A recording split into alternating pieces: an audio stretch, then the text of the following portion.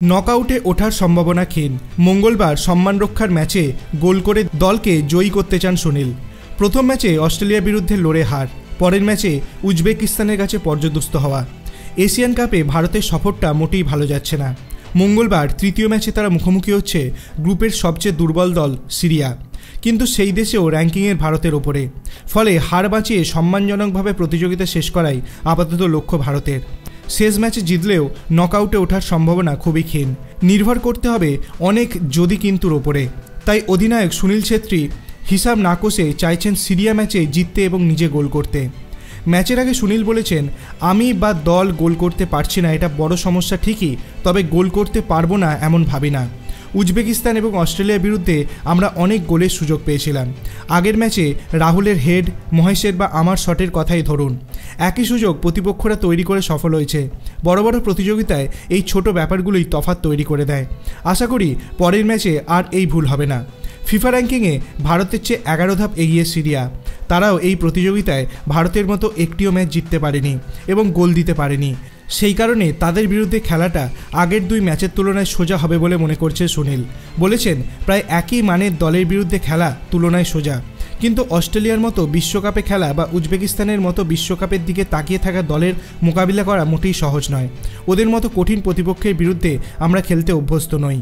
আগের দুটো ম্যাচের মতোই শারীরিক চ্যালেঞ্জের মোকাবিলা সিরিয়া ম্যাচেও করতে হবে বলে মনে করেন সুনীল।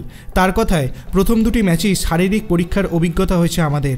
যে ভুলগুলো হয়েছে সেগুলো শোধরানোই এখন বেশি গুরুত্বপূর্ণ। ছোট্ট ভুলের জন্য গোলও খেতে হয়েছে আমাদের। অস্ট্রেলিয়া উজবেকিস্তানের বিরুদ্ধে খেলে শারীরিক ফুটবল নিয়ে যে অভিজ্ঞতা হয়েছে তা আমাদের সিরিয়া ম্যাচে কাজে লাগবে।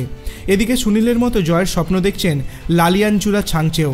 সোমবার আইএসএলের ওয়েবসাইটে দেওয়া সাক্ষাৎকারে বলেন, প্রথম দুই ম্যাচে যা করতে চেয়েছিলাম পারিনি, শেষ ম্যাচে আমরা কিছু করে দেখাতে চাই। আমাদের সবার ইতিবাচক মনোভাব রয়েছে। শেষ ম্যাচে কি করতে হবে জানি, প্রস্তুতি খুব ভালো হচ্ছে, প্রত্যেককেই 120% দিতে প্রস্তুত। যে কোনো ফল হতে পারে এই ম্যাচে। আমরা এই ম্যাচ জিতে সমর্থকদের খুশি করতে চাই আর নিজেরাও সন্তুষ্ট হয়ে দেশে ফিরতে চাই। উজবেকিস্তানের বিরুদ্ধে ম্যাচ খেলতে পারেননি ছাংতে, তবে সিরিয়া ম্যাচ খেলার জন্য তিনি তৈরি বলে জানিয়েছেন কোচ ইগর স্ত্রিমাচ। ছাংতে বলেছেন, গত দুটো ম্যাচে ভালো ফুটবল খেলেছে, তবে যথেষ্ট গোলের সুযোগ তৈরি করতে পারেনি। কয়েকটা খুব ভালো সুযোগ পেলেও কাজে লাগাতে পারেনি। পরের ম্যাচে সুযোগ কাজে লাগিয়ে 3 পয়েন্ট পেতেই হবে। বাংলার ছেলে প্রীতম কোটাল গত দুটো ম্যাচে খেলেননি। তিনি সাজঘরে সতীর্থদের উৎসাহ যোগানোর কাজটা খুব ভালো মতোই করে চলেছেন।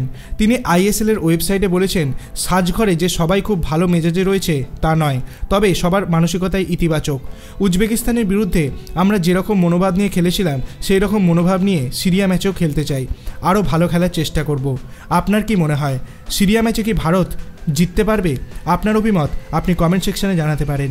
ভিডিওটি ভালো লাগলে লাইক করবেন, চ্যানেলটিকে সাবস্ক্রাইব করতে ভুলবেন না। ধন্যবাদ।